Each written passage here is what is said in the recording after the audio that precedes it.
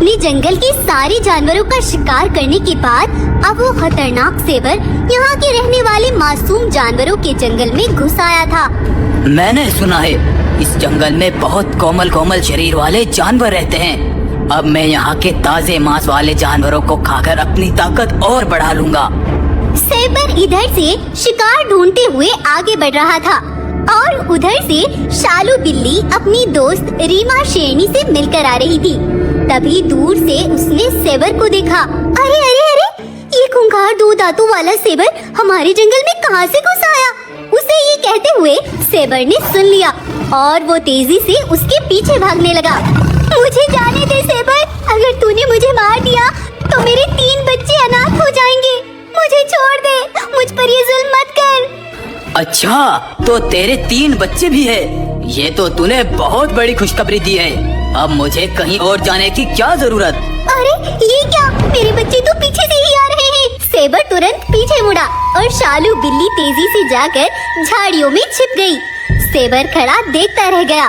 बहुत देर तक वो बिल्ली का इंतजार करके वहाँ से चला गया और शालू बिल्ली वहाँ से अपने घर चली गई। शालू के तीनों बच्चे उसे प्यार से लिपट गए।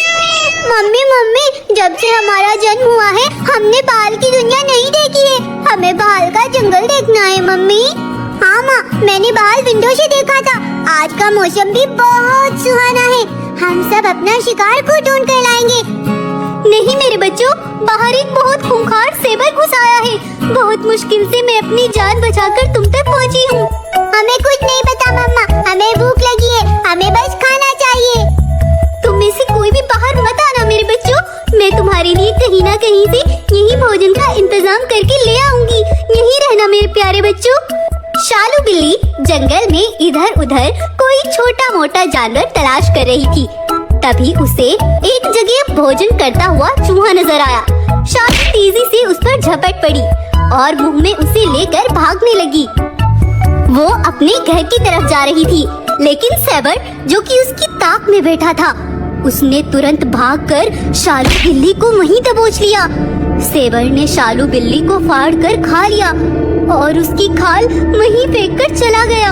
और उधर से आज शालू बिल्ली की दोस्त रीमा शेरनी भी उससे मिलने आ रही थी, लेकिन रास्ते में उसे शालू बिल्ली की खाल पड़ी हुई मिली और पास में एक मरा हुआ चूहा पड़ा था। रीमा ये देखकर बहुत दुखी हो गई और उधर जब इतनी देर तक बिल्ली के बच्चों के पास उनकी माँ नहीं आई तो वो घर से निकलकर भागने लगे और भागते भागते उसी जगह पर पहुँचे। अपनी माँ को यूं मरा हुआ देखकर वो सारे बिल्ली के बच्चे रोने लगे।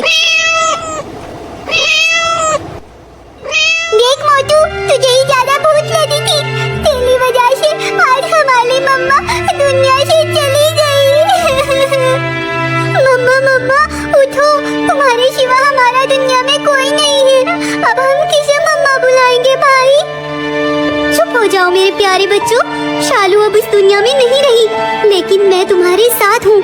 आज से तुम मेरे बच्चे हो और मैं तुम्हारी माँ। रीमा शेरनी ने उन बच्चों को गले से लगा लिया, उन्हें खाना खिलाया, दूध पिलाया और उन्हें पालने लगी। धीरे धीरे बिल्ली के वो बच्चे बड़े हो गए। एक बार उसी सेबर को तेज बुखार हो गया, वो कमजोर पड़ गया। शिकार ढूंढने वो इधर उधर भटक रहा था। तभी सड़क से एक गाड़ी तेजी से उसे कुचल कर गुजर गई। सेबर बहुत जख्मी हो गया।